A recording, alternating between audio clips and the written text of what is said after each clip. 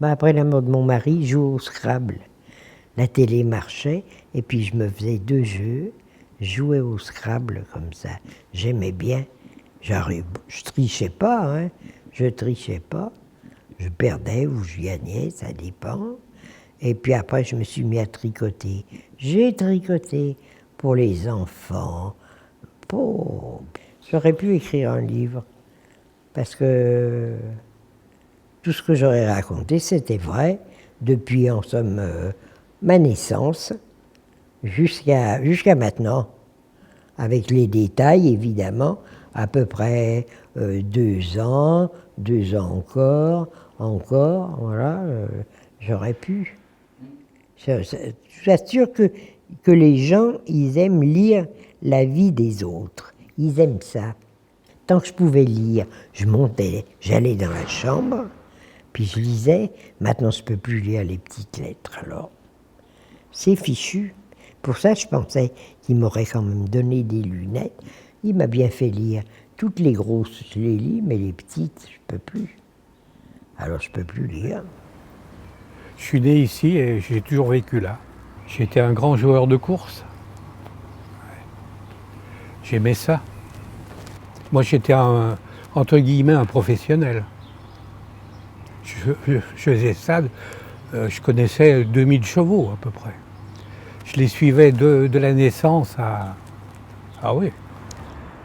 Avant la course, ils tournent. Ils vous présentent les chevaux. Et à force les années d'expérience, je détestais le cheval qui était en forme. Et ma compagne, c'était pareil, elle passait 2 heures par jour. Ah oui, c'était une passion. Hein. On avait la même passion. Ouais. Je vais vous raconter une histoire qui m'est arrivée au casino. Je dis, bon, ben, c'est pas ma journée. Allez, je mets mes 15 derniers euros sur le 23.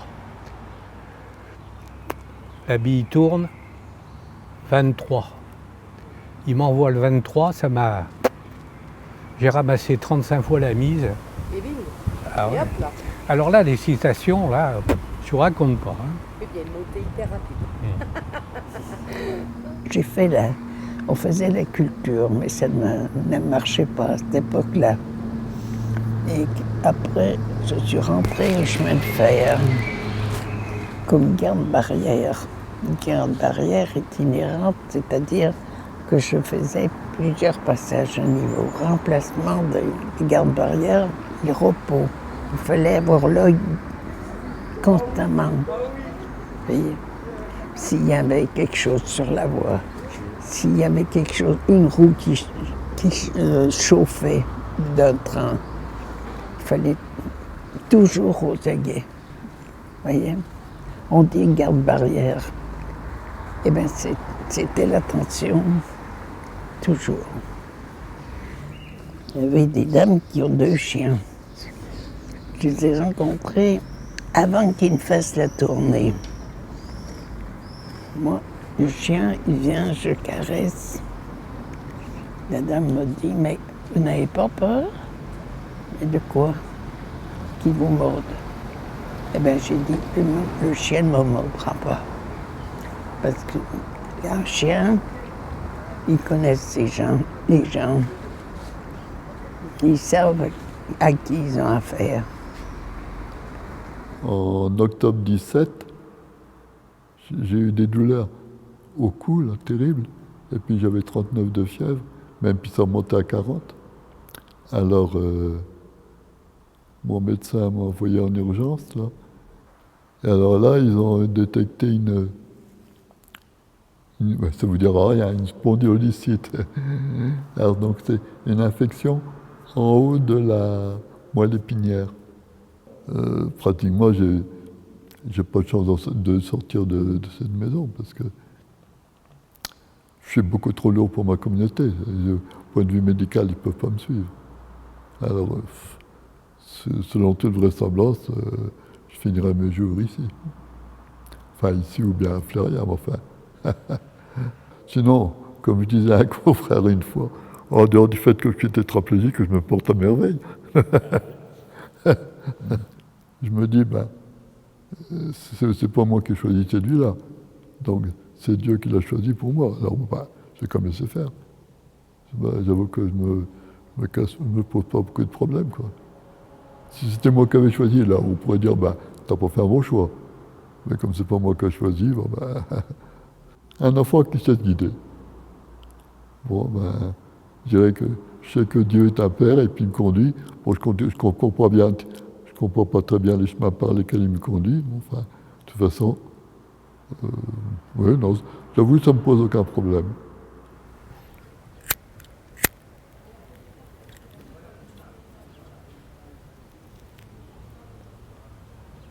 Les gens ils me regardent, des fois je leur fais coucou, ils répondent, mais je ne vais pas vous faire coucou, ils tournent le dos.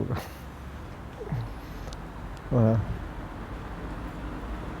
Je suis déjà venu l'année passée, je reviens cette année, hein, avant une grande opération que j'aurai à l'automne, et puis voilà. Et puis après on verra bien. Hein?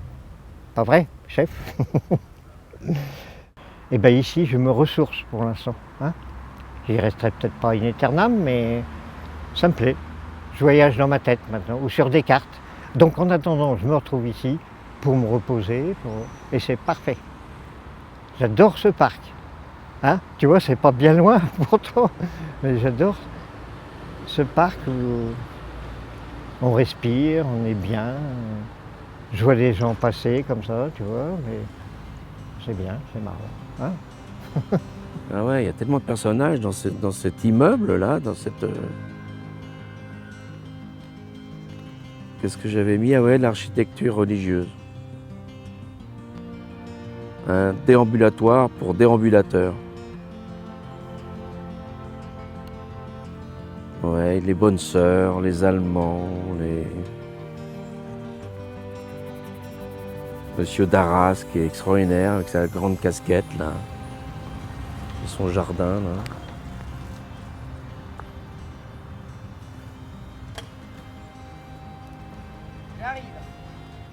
J'arrive avec les renforts d'eau. C'est bien aussi ceux-là. Comment? Il est plus joli ceux-là. Ceux-ci là? Oui. Oui, bah oui. Il y en a des qui sont plus jolis, hein. Bah oui, Mais les autres, mais regardez, vous avez déjà mis de l'eau. j'ai ça des leur en fait France, du j'ai bien. des coups de fois. Hein. Ah ouais, là, à mon avis, là, monsieur Darras. Ouais, au vieux, hein. Ah oui, il faut mettre de l'eau là.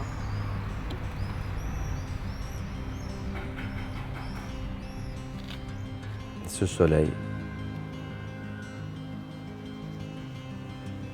Et ces tout petits bruits là. Il y a des bruits de couloir qui sont incroyables aussi. Il faudrait que j'écrive un texte sur les bruits de couloir. Parce que je pense que tous ceux qui sont alités,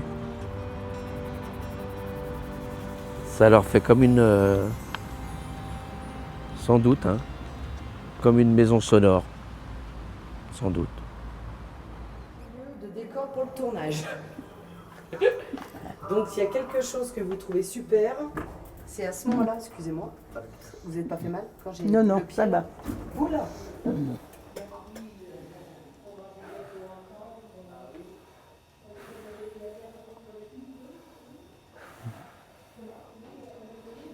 Kinésithérapie.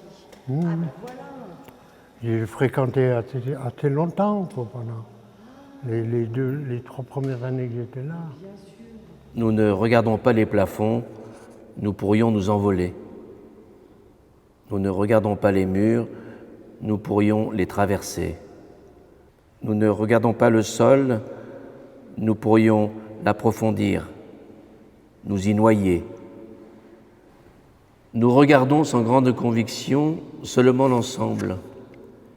Il nous sera alors difficile de nous évader du lieu commun. J'ai somnolé quelques instants et me suis réveillé dans un très long couloir de marbre et de directions à prendre, de formulations à comprendre, abstraites. Mon nom, Adriano Celentano. Je suis une fiction. Je cherche la vie, l'amour. J'erre dans les couloirs et je croise des sourires, des histoires, de la vie, des rayons de soleil balayés chaque jour par des engins électriques sur les grands carreaux. Ce qui me plaît, c'est le cinéma, le grand projecteur du soleil sur vos faces blanches. On est bien ici. Les murs nous protègent et nous font rêver. On peut tourner autour du patio, autour des fleurs et des buissons. Mais l'Hôtel-Dieu, c'est vrai que moi, c'est tout le temps un bâtiment que j'ai bien aimé sentir dedans. Parce que c'est vrai que mon père était là, quand il était en fin de vie, en 72, il était là. Donc déjà, le bâtiment, quand on est petit, quand on voit un bâtiment comme ça, c'est impressionnant, quoi. Et puis, c'est vrai que quand je suis revenue ici, je me suis sentie tout de suite bien. Les bâtiments, certes, sont vieux, puisque l'établissement a été construit avant la Révolution française, mais les passages sont larges, les plafonds sont hauts, c'est un lieu où l'on respire. J'ai toujours aimé l'Hôtel-Dieu, je ne sais pas pourquoi. Je trouve qu'il y a une âme, il y a quelque chose à l'Hôtel-Dieu, je ne sais pas. Hein, tu ne trouves pas? C'est quelque chose qu'on ne trouve pas ailleurs. J'ai travaillé à la Charité, j'ai beaucoup aimé la Charité, parce que c'était un travail différent. Mais je ne sais pas, je trouve qu'il y a quelque chose à l'Hôtel-Dieu. C'est pour ça que je ne veux pas m'en séparer. Il me reste très peu d'années pour continuer, alors j'espère y rester jusqu'à la fin, quoi, jusqu'à ma retraite. Avant le déménagement? Avant le déménagement, ouais, t'aimerais bien. Moi, j'aime beaucoup ce bâtiment, parce qu'il est magnifique. Après, le parc est aussi très beau, très très beau. Hein. Les patients ont pu s'y promener. Je pense que maintenant, les personnes âgées apprécient aussi ce cadre.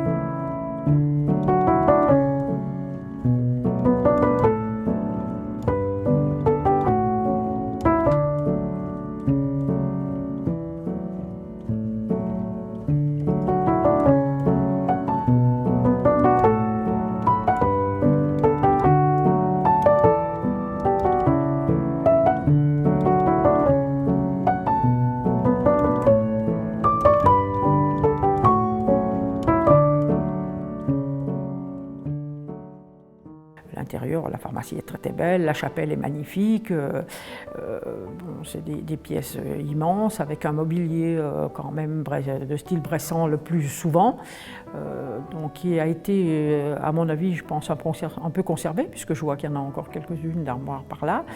La pharmacie avec l'apothicairie aussi était magnifique aussi. J'avais pas beaucoup été dans d'autres hôpitaux qui ressemblaient à ça, et du coup tu avais quand même une sensation de voilà, d'arriver dans quelque chose de très sacralisé, ouais, voilà. Je peux même vous dire, j'ai travaillé de nuit, je ne sais pas si on t'a raconté cette anecdote, mais il y a des patients qui nous racontaient qu'ils voyaient comme des fantômes. Ils avaient l'impression d'avoir de la présence autour d'eux. Je vous assure, on nous a dit ça quand j'étais de nuit, il y a quelques années de ça. Ah oui. Ouais, ouais. Ils avaient l'impression qu'il y avait une présence, je ne sais pas. Ici, il y a quand même une forme, qu'on le veuille ou non, je pense, un peu de spiritualité qui est gardée par le bâtiment lui-même, quoi. Ici, on a une fois par semaine, le jeudi soir, enfin après-midi exactement, on a un aumônier de l'hôpital qui vient dire la messe. Là. Comme je suis prêtre, je peux qu'on célébrer.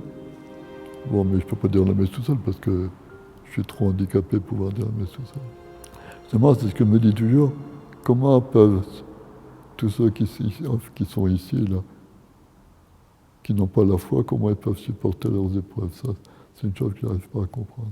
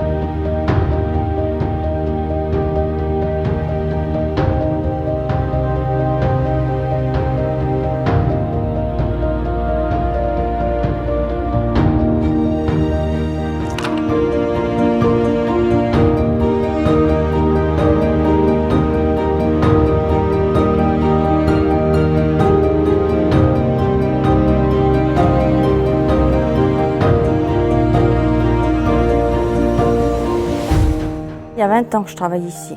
Donc nous on est en bas, dans des petites galeries au -1 comme vous avez vu. Donc on fait tout le gros œuvre, la vaisselle, les autolaveuses pour nettoyer, toutes les parties communes. Voilà.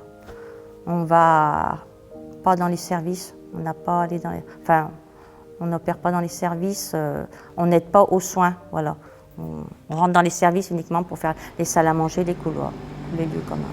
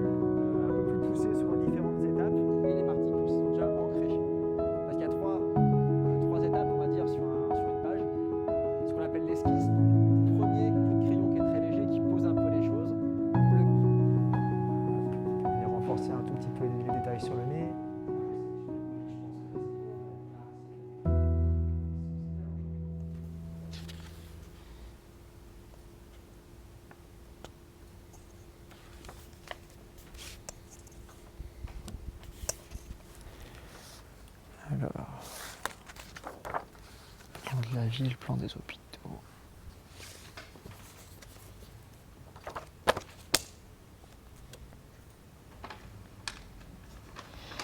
Ah non, ça c'est des plans qui n'ont pas servi en fait. C'est des avant-projets. Ça a commencé en 1783, déjà les bâtiments, l'architecture 1783.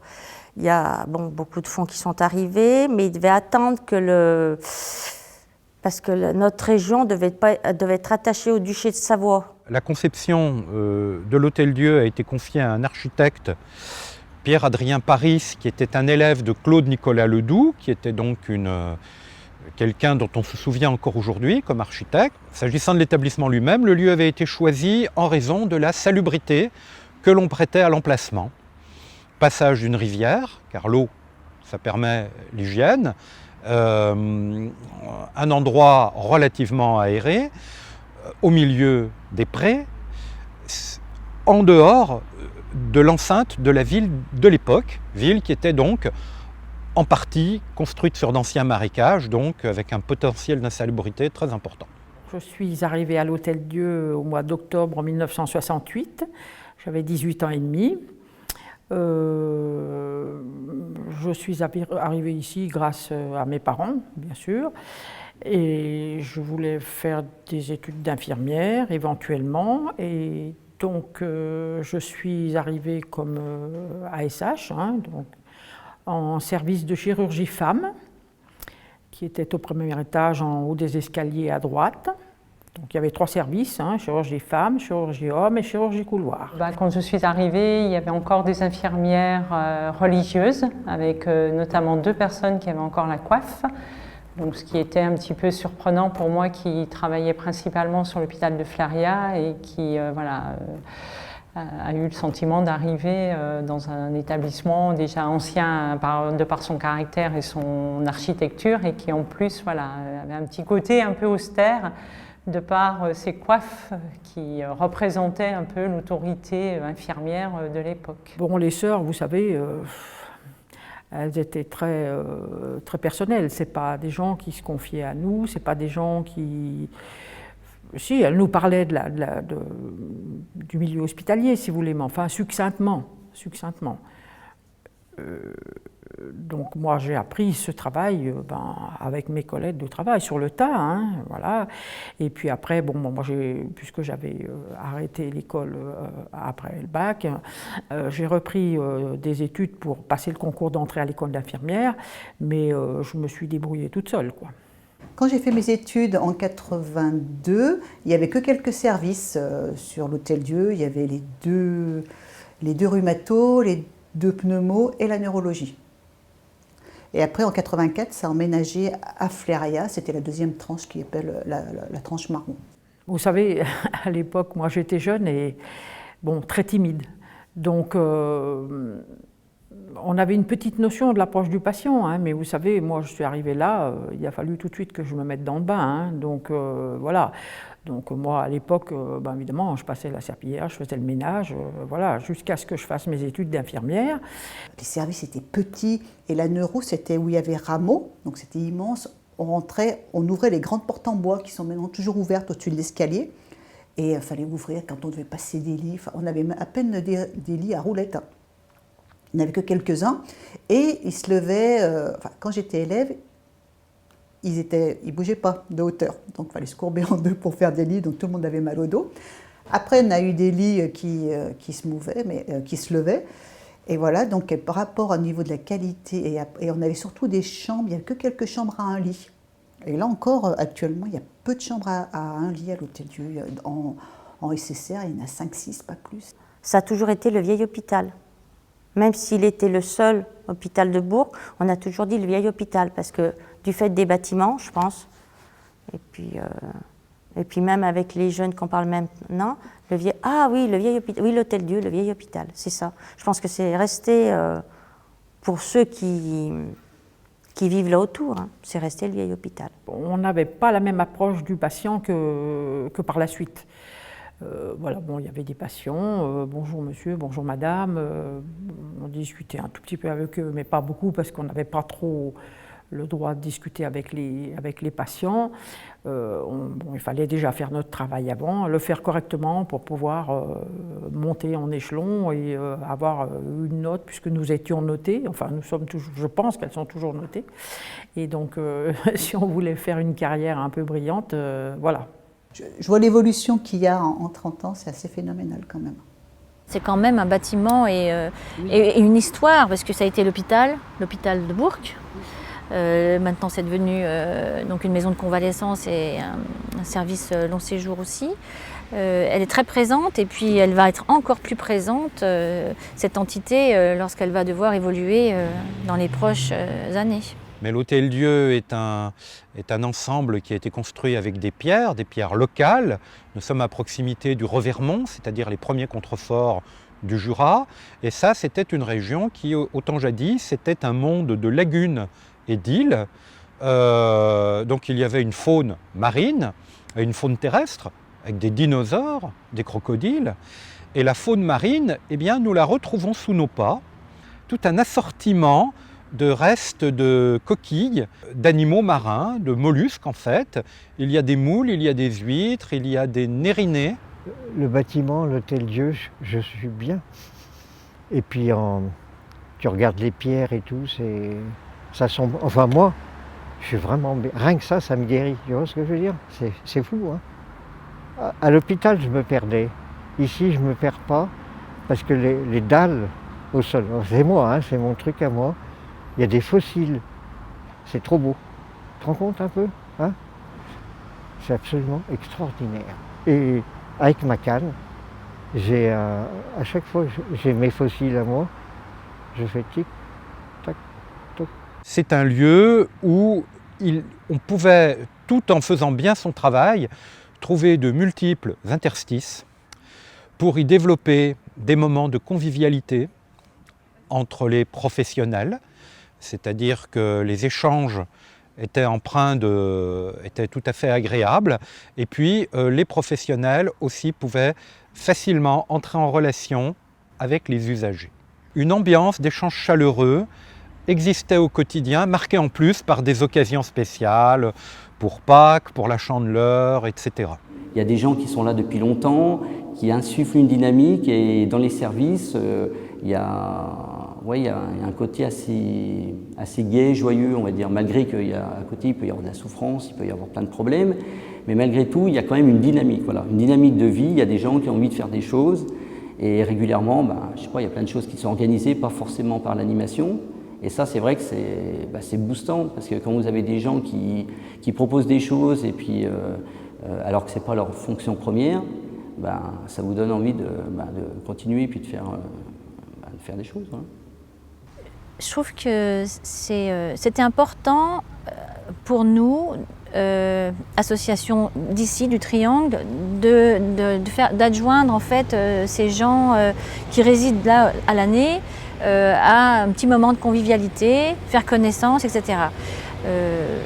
Donc c'est pour ça qu'on avait imaginé, comme on a une fête des voisins annuelle dans le cadre municipal, on avait suggéré ça lors d'un conseil d'administration. Toutes les personnes hospitalisées ici ne peuvent pas se déplacer. Mais pour certaines d'entre elles, qui sont à mobilité réduite, etc., ils viennent avec leur famille, avec des animateurs ou des bénévoles qui sont sur l'Hôtel-Dieu. Et on a eu beaucoup de gens qui nous ont remerciés. Alors c'est pas pour... mais je trouve que c'est important ça. Un petit moment, c'est pas grand-chose. Hein. À l'Hôtel-Dieu, je trouve que c'est ce côté humain. On a ce côté humain. Par exemple, les familles nous côtoient. Moi, combien de familles qui ne savaient pas vraiment mon nom, ils ont entendu Marie des Îles. Ils viennent dire Marie des Îles, ils viennent dire Raph. Je veux dire, c'est familial. Voilà, c'est ça que je veux vraiment dire. C'est familial.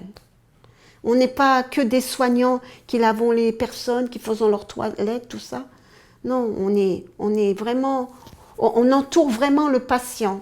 On est vraiment avec le patient. On va plus loin que ça. On va plus loin qu'avec le patient. Et quand on arrive, on a l'impression que c'est tout mort, qu'ils ne se parlent pas entre eux et tout. Mais quand on les connaît, qu'on connaît les expressions de visage, qu'on connaît leurs expressions corporelles et puis linguistiques, bien sûr, c'est mieux que du théâtre. Quoi. Il y avait un résident qui disait, c'est mieux qu'au théâtre ici. Et lui, il savait regarder.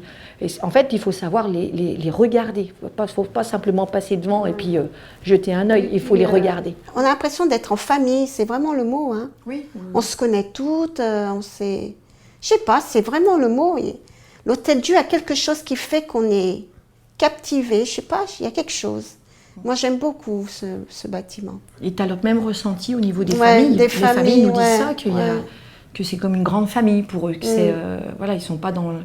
on va dire dans l'anonymat, des grandes structures, même les familles entre elles se connaissent, elles discutent dans le parc ou ailleurs, bon, pas pendant la période Covid, ça a un petit peu cassé tout ça, mais on l'avait, cette connivence, ces liens entre familles, on avait tout ça. Voilà. Mais je trouve que c'est un bâtiment qui a une âme, qui a quelque chose, et se retrouver dans un bâtiment tout neuf, ok, il sera impeccable, il y a des angles droits, il y aura tout ce qu'on voudra, mais il va manquer quelque chose. Oui, moi je suis bien attachée à l'Hôtel-Dieu. J'aimerais bien qu'on garde...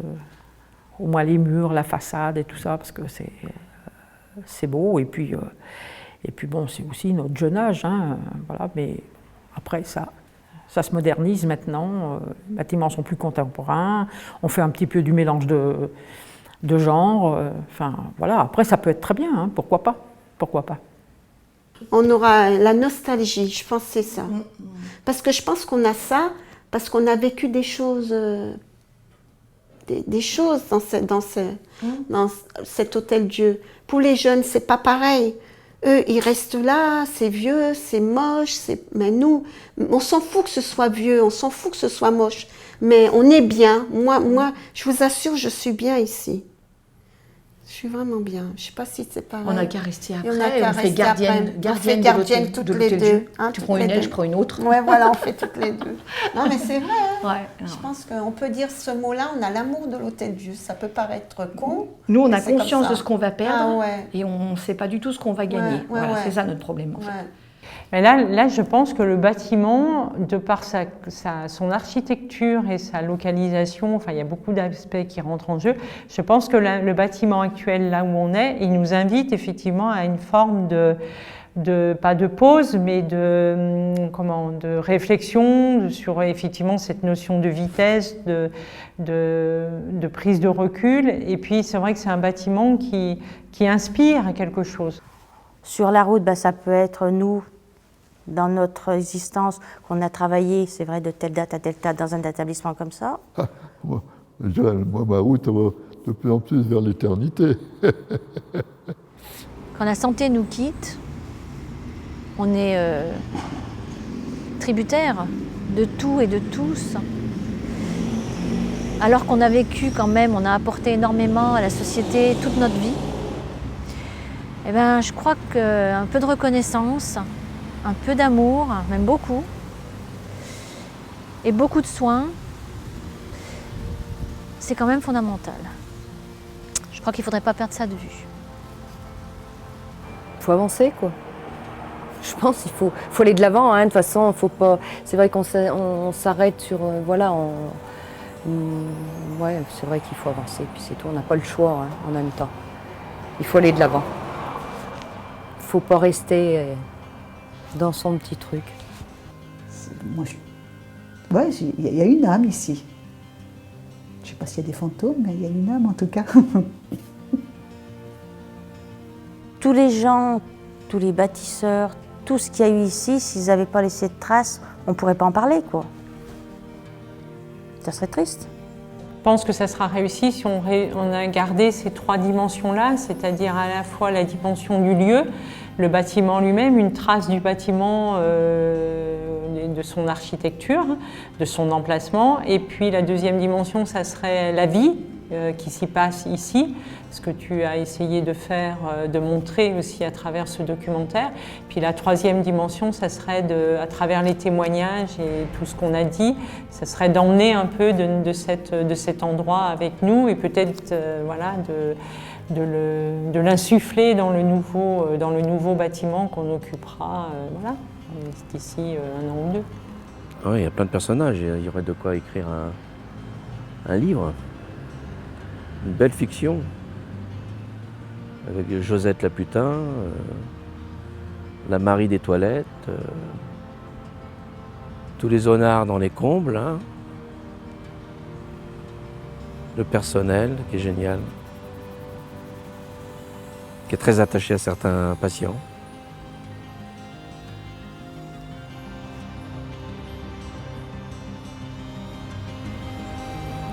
Est-ce que j'ai pas vécu un rêve dans cet hôtel-dieu là ?